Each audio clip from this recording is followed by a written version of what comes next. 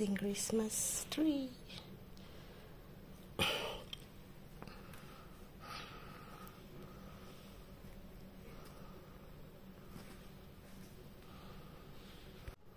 Good morning po sa lahat.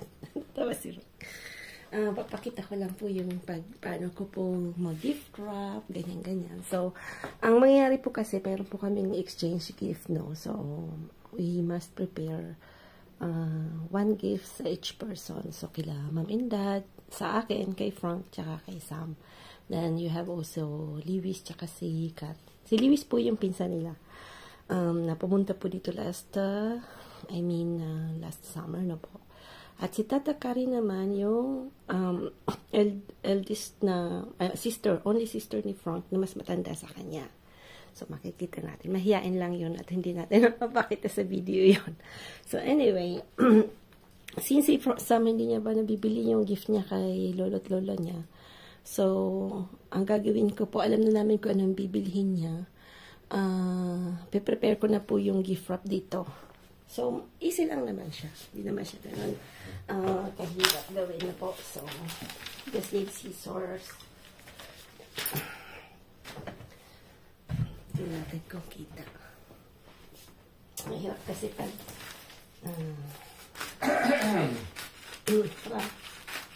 ubo ha.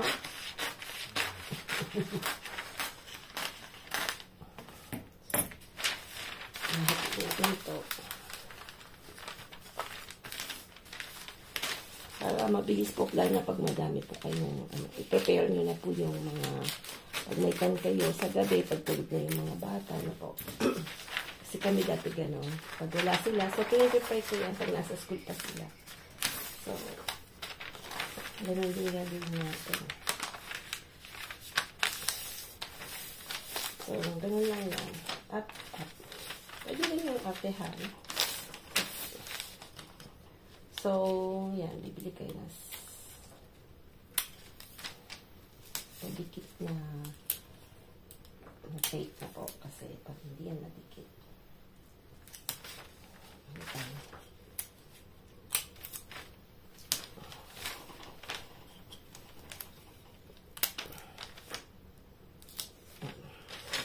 Tapos tutupiin lang natin yan dito kasi at ganyan na natin.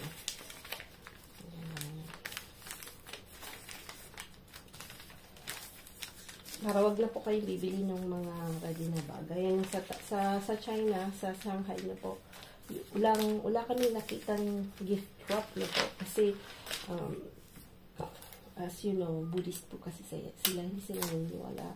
I mean, meron din mga Christians doon, but then, syempre, hindi guys sa atin sa Pilipinas na almost ilang percent po tayo na talagang Christmas talaga is very important. So, sa kanila, ganito na po. Ang binibenta nila is ready na ganito. Ready na siya.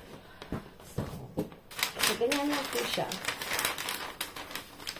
So, naka-ready na siya. So, pag bibiliin mo, dadali namin yan doon.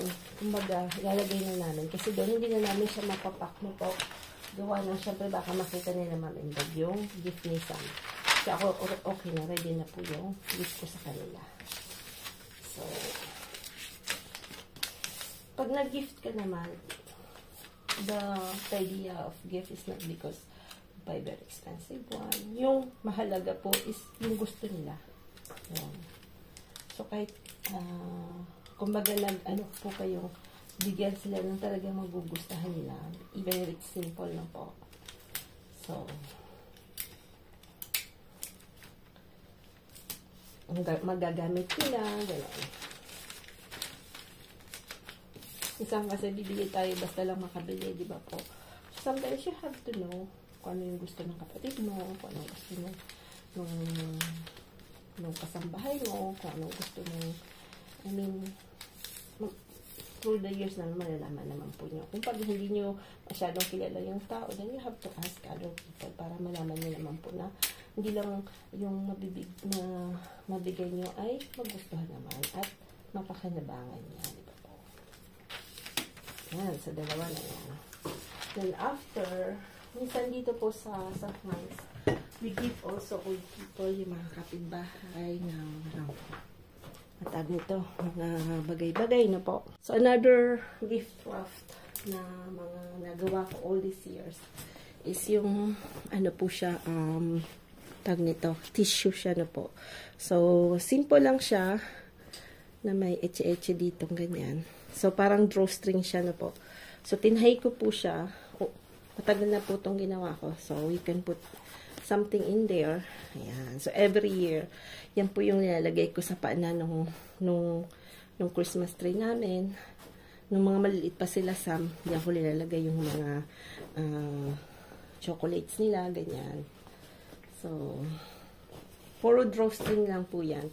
So, pwedeng ilagay nyo mo muna po siya, irarap niya sila sa parang Japanese papel de hapon na po, para hindi kita. Then, you can put it there. Parang ganyan. Para hindi siya masyadong kita na po. So, gaya ng, for example,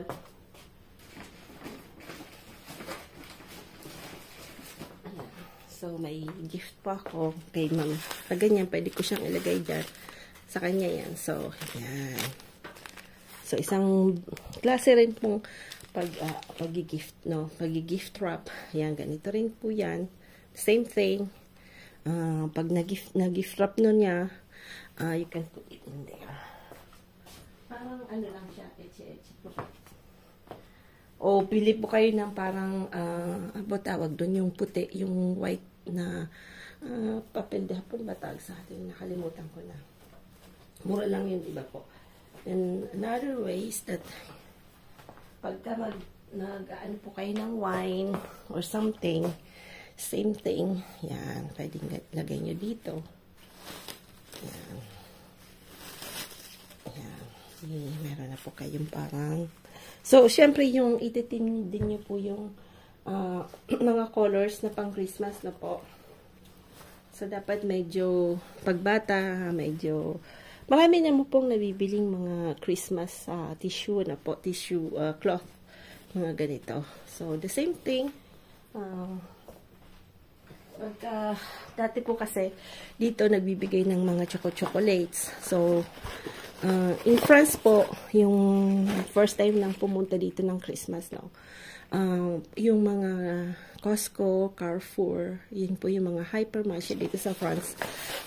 Ang dami pong chocolates. Malulula po kayo sa chocolates. But then, in the second week or first week ng December, or sometimes even last week ng November, may 1 week sale po sila ng mga chocolates. Kasi, if you can see at the back of the chocolates, lalo na yung mga length, yung mga ganyan, may mga date limit po yan. Ibig sabihin, you cannot store that for long time. Normally, 4 months lang po yan. So, pag may mga something-something pa yan, may mga cream-cream, so usually, 3 months lang yung ano niya, expiration niya. So, hindi na yun pwedeng ibenta sa mga stores. So, ang ginagawa nila, nagsisale po sila. So, now, it's always like, you buy one, then after the second one is 50% off. So, pagka bumili po kayo, so, obligado kayong dalawang bibili nyo. So, parang ganon. Yung una, bayad na buo yun. Then, the second one is half price or 34% off. Yun. So, ganyan ang ginagawa nila. So, marami po tayong mga ginawang mga etche-etche, boreching, ganyan. Parang ano lang yan, pag sa family na po, pag ako, siyempre gusto ko medyo may something-something.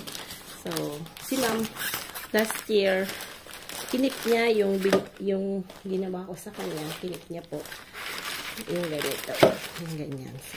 So, after, just put like that. Yan, silalagay niyo na yan sa paanan po ng inyong tawag nito ito ganun din, the same thing. So, ito po yung mga ginawa ko pag different kinds na gift wrap na po. So, marami pa yan, kaya lang hindi ko alam kung nasaan na sila. Anyway,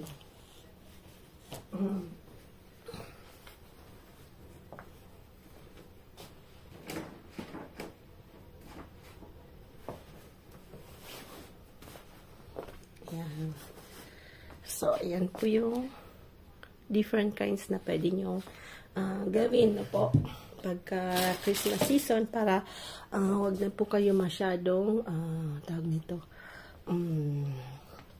bibili or